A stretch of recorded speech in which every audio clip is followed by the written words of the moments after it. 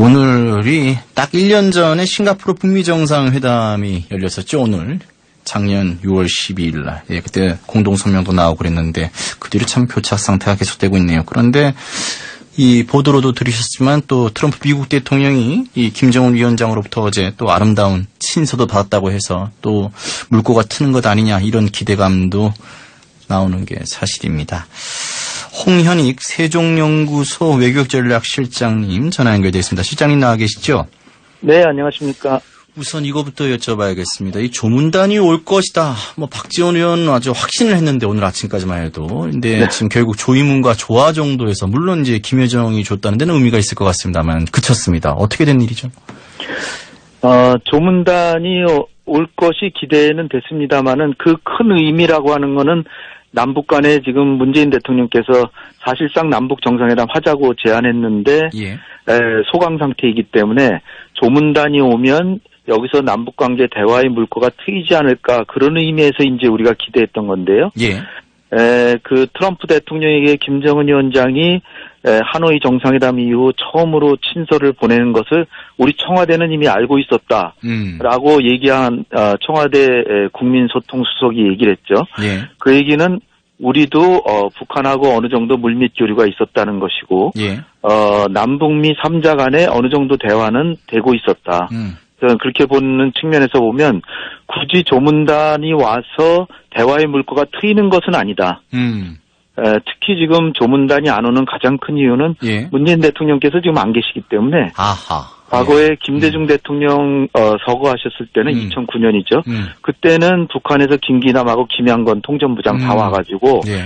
사실은 이명박 대통령 만나려는 계획은 없었는데 여기 있으면서 한 일정을 늘려가면서 이명박 대통령을 만나서 남북 정상회담 개최 용의도 표명하고 그러고 갔죠. 예. 그럴 때는 상당히 의미가 있었는데 지금은 우리가 그러니까 일반적으로 알고 있는 거와 달리 남북 간에도 소통은 있었다는 측면에서 예. 지금 굳이 조문단을 보낼 필요는 없었다라고 김정은 위원장이 생각한 것 같습니다. 가장 중요한 이유는 문 대통령이 지금 안 계신 게 가장 큰 이유가 아니었나 이렇게 그렇죠. 생각합니다. 지금 북유럽 순방 중이시죠. 노르웨이에 가 계시니까 그것 때문에 가장 크다. 뭐 조의문과 그래서 조화를 전달했다. 관련지어서 지금 여쭤보고 싶은 것이 이달 남북 정상회담 가능성에 대한 얘기가 계속 나오고 있습니다. 시장님 네. 어떻게 보십니까?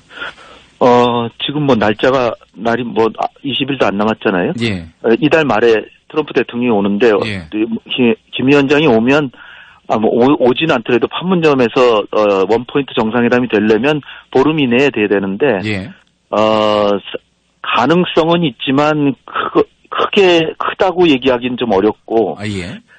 그런데 이제 오늘 돌파구가 나온 게 김 위원장의 친서가 트럼프 대통령에게 호감을 받는 친서가 같기 때문에 예. 그 얘기는 김정은 위원장이 미국에 대해서 지금 불만을 이리저리 표출한 것이 어느 정도 나름의 정리가 된 게 아닌가. 나름의 정리를 끝내고 다시 대화로 나온다고 만약에 판단했다면 예. 그리고 지금 정의용 안보실장이 갔잖아요. 예. 그리고 김여정을 만났기 때문에 예. 여기서 만약 합의가 돼서 다음 주에 정상회담 할 수도 있죠. 충분히 그렇게도 볼 수가 있겠네요. 최고의 한 라인이 지금 가동된 거나 마찬가지죠. 예. 그렇군요. 김정은 위원장의 동생과 청와대 안보실장이기 때문에 지금 발표는 안 될지 모르지만 혹시 만약에 다음 주경에 한번 정상회담 할 거를 모색해보자라고 이렇게 발표는 안 하기로 하고 얘기가 됐다면 이달 말 아직 보름이니까 짧다면 짧지만 지금 김정은의 친서가 지금 트럼프한테 간 상황이기 때문에 가능성은 있어 보인다. 그래요. 그 친서를 또 아름다운 친서라 그랬으니까 기대감이 있는 건 맞는데 그러니까 정의용 안보실장하고 김여정이가 근데 남북 정상회담을 시점을 결정할 수 있는 위치에 있는 사람들로 봐도 됩니까? 문재인 대통령과 김정은 위원장을 제외하고는 가장 이걸 할 수 있는 사람이죠. 예. 김정은의 여동생이고, 친애하는 동생이고, 그 다음에 청와대 안보실장이니까.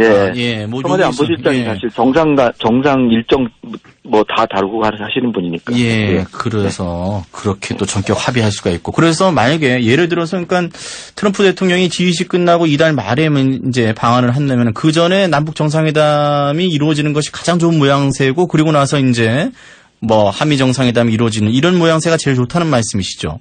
그건 대한민국이 예. 이른바 한반도 운전자론에도 맞고 예, 우리가 그렇게. 평화를 중시한다는 이건 아주 우리 한국의 입지가 살면서 예. 그리고 김정은 위원장 입장에서도 모종의 양보를 한다면 자기가 직접 하는 것보다 문재인 대통령을 통해서 함으로써 공개적으로는 양보하는 모양새가 안 보이는데 사실상 트럼프 대통령에게 메시지를 전하고 예. 트럼프 대통령은 또 관용적으로 그래도 북한과 대화를 해야지 하는 식으로 약간 양보를 한다면 부드럽게 3차 북미 정상회담으로 이어질 예. 수 있기 때문에 우리 정부가 그걸 바라는데 예. 과연 그렇게까지 물밑에서 움직여졌는지는 모르겠습니다. 그렇군요. 근데 이 3차 북미 정상회담이 만약에 이제 열리려면은 상당히 많은 조율과 합의가 물밑에서 되고 이제 두 사람이 만나야지 지난번처럼 만나놓고 또 이렇게 판이 깨져서 서로 갈 길 가면은 이건 정말 다시 만나기는 정말 어렵지 않냐 이런 얘기들도 있더라고요. 그렇죠. 그러나 이제 중요한 점은 예. 지난 2차 북미 정상회담에서 합의가 이루어지지 않았기 때문에 예. 본래는 합의하기로 하고 간 거 아니에요. 예. 그러면 합의하기로 한 합의문은 있단 말이죠. 예.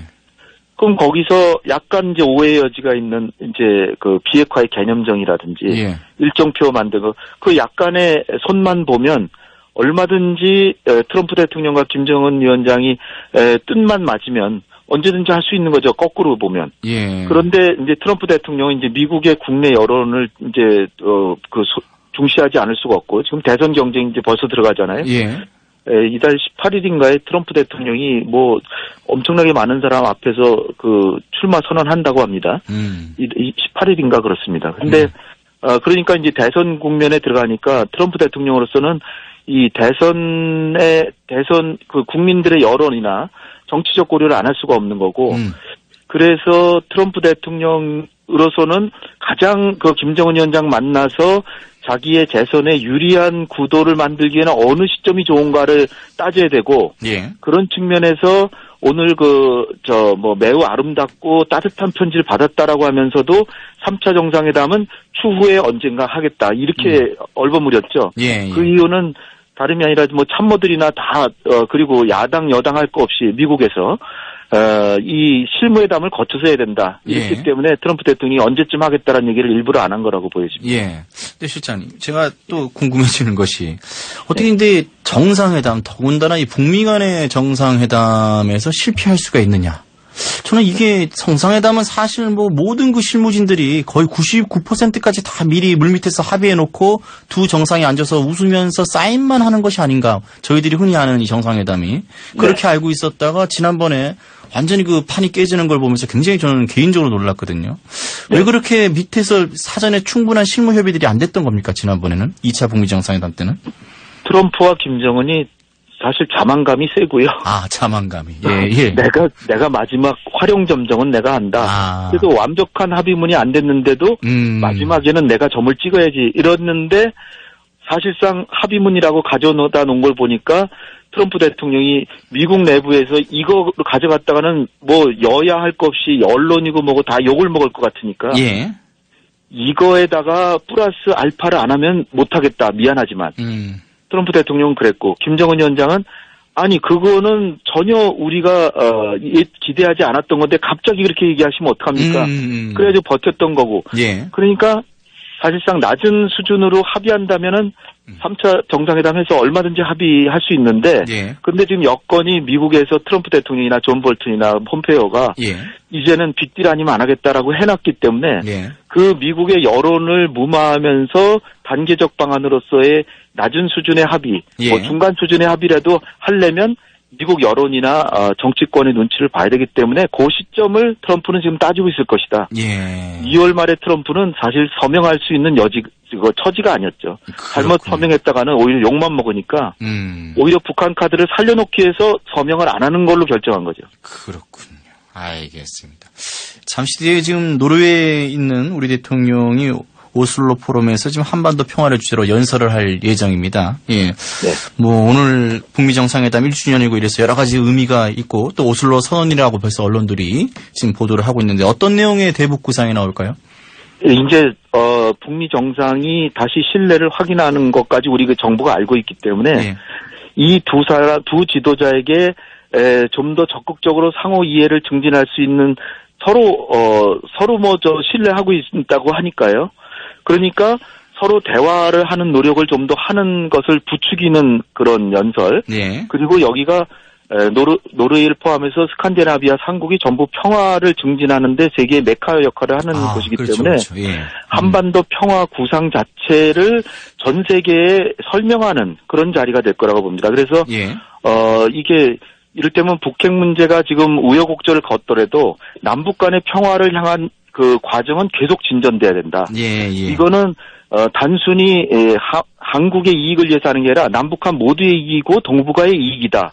그리고 이제 한반도 평화 경제론을 얘기를 하시면서 평화 경제론 구상에서 결국은 남북 간의 철도 연결하고 가스관 연결하고 이런 철도 에너지 이런 그 경협이라고 하는 것이 예. 단순히 한반도의 상호 호혜적인 경제 이익과 평화만 위해서 하는 게 아니라 동북아 전체 이익이 된다. 그래서 한반도의 평화가 동북아의 다자안보 협력의 씨앗이 될 것이다. 이런 내용을 해서 국제사회가 그 북핵 문제가 있더라도 어쨌든 남북 간의 교류 협력은 우리가 도와줘야 되겠구나. 이런 내용. 그리고 트럼프와 김정은 두 사람에게 대화해야 되겠구나. 전 세계가 한반도 평화를 원하는데 내가 고집 피우면 안 되겠구나. 이렇게 만든 그런 연설을 하시지 않을까 봅니다. 예. 혼 나오겠죠, 뭐. 예. 네. 오늘 네. 말씀 고맙습니다. 예. 네, 여기까지 네. 듣겠습니다. 또 모시겠습니다, 실장님. 감사합니다. 예. 네. 홍현익 세종연구소 외교전략실장님과 얘기를